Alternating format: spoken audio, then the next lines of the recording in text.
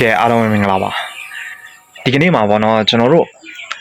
အကြောင်းအရာထူးထူးခြားခြားလေးအကြောင်းအရာလေးတစ်ခုနဲ့လာရောက်ပြီးမိတ်ဆက်ပေးချင်တာဖြစ်တယ်အဲ့ဒီအကြောင်းအရာလေးကဘာလဲဆိုတော့ကျွန်တော်တို့ရဲ့ရွှေ့ပြောင်းအလုပ်သမားတွေကျွန်တော်တို့ရဲ့မြန်မာပြည်က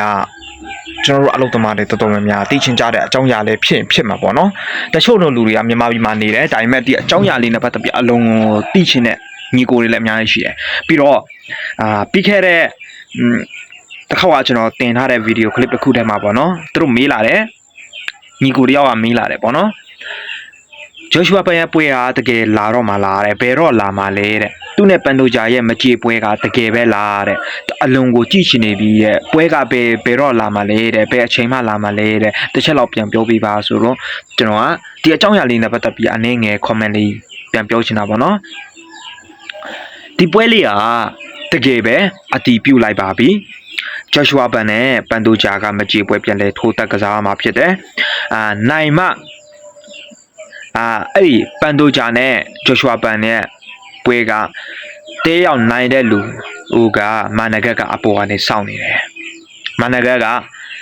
လေကြီးလေကျဲမာနဂတ်ဆိုတဲ့ကောင်ကလည်းသူကအပေါ်ကနေစောင့်နေမယ်တဲ့ကစားဖို့ပေါ့နော်အဲ့ဒီသူတို့နှစ်ယောက်တည်းနဲ့တယောက်တည်းနဲ့ကစားဖို့ပေါ့နော်အကယ်လို့ဂျိုရှ်ဝါပန်ကဒီတစ်ခေါက်လေပန်တိုဂျာကိုအနိုင်နဲ့ဖြုတ်နိုင်ခဲ့မယ်ဆိုရင်မာနဂတ်ကတော့လုံးဝအပေါ်ကနေသူကစီးကြိုမှာပေါ့နော်မာနဂတ်ကလည်းကြည့်လိုက်ရင်သူ့ရဲ့လေကျဲတလို့ဒီကောင်ကလည်းအစွမ်းအစရှိတဲ့လေကျဲမှုပဲဖြစ်တယ်သူ့ရဲ့အစွမ်းနဲ့သူရှိတယ်သူ့ရဲ့ကိုယ်စွမ်းနဲ့သူရှိတယ်အဲကြောင့်ဖမ်းရတာလည်းခက်တယ်လို့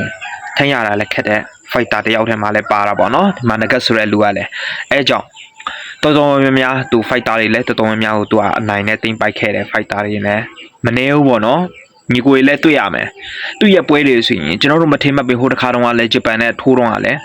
သူအနိုင်နဲ့တင်ပိုက်ခဲ့တာပဲအဲ့လိုပါပဲဒီတစ်ခေါက်ရောသူကဒီနှစ်ယောက်ထဲကတစ်ယောက်ကသူနဲ့ထိုးရမယ်ဆိုရင်ပွဲလေးကအလွန်ကြည့်လို့ကောင်းတဲ့ပွဲလေးတစ်ပွဲဖြစ်လိမ့်မယ်အဲကြောင့်မာနဂတ်ကအခြေအနေကသူကအပေါ်မှာပဲစောင့်နေတော့မယ်အမှန်ဆိုသူကပြီးခဲ့တဲ့ဂျပန်နဲ့ပွဲတော့ပြီးတော့သူကအမှန်ဆိုဂျိုရှွာပန်နဲ့တန်းထိုးရမှာဒါပေမဲ့သူကမရွေးချယ်ဘူးအနားယူချင်တဲ့မိသားစုနဲ့စကားပြောချင်တဲ့ဆိုပြီးသူကပွဲကိုညှင်းပယ်လိုက်တယ်ဆိုတဲ့သဘောနဲ့အဲကြောင့်အခုပန်တိုဂျာနဲ့ပန်တိုဂျာနဲ့ဒီဂျိုရှွာပန်ရဲ့ပွဲဖြစ်သွားတာပွဲလေးကအလွန်စိတ်ဝင်စားစရာကောင်းတယ်မယ်ရက်အတိအကျကိုတော့နောက်ဗီဒီယိုကလစ်ထဲမှာမဟုတ်ရင် comment ထဲမှာကျွန်တော်ချထားပေးမယ်ရက်အတိအကျကိုတော့အဲ့ဒါမှကျွန်တော်ညီကိုတွေ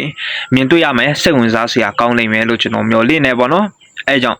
နောက်ဒီလိုမျိုးအကြောင်းအရာလေးနဲ့မပြတ်ချင်ဘူးဆိုရင်ကျွန်တော်ရဲ့အကောင့်ကို follow လေးလုပ်ထားပေးဖို့မမေ့ပါနဲ့လို့ကျွန်တော်ပြောနေတဲ့ဒီကနေ့ကျွန်တော်ရဲ့ video clip ကိုဒီမှာနဲ့ပဲကျွန်တော်ဆုံးသက်ချင်တယ်ကျွန်တော်ရဲ့ video clip ကိုကြည့်တော့မိတ်ဆွေညီကိုမနမအရောက်တဲ့အရောက်တိုက်ဒီလဲကိုကြီးကြမှာချင်းကိုကြီးချမ်းသာခြင်းနဲ့ပြည့်စုံကြပါစေလို့ကျွန်တော်ရဲ့ video clip ကိုဒီမှာနဲ့ပဲအဆုံးသတ်လိုက်ပါတယ်အရောက်စတဲ့ရုပ်စတဲ့ကိုကျေးဇူးအများကြီးတင်ပါတယ်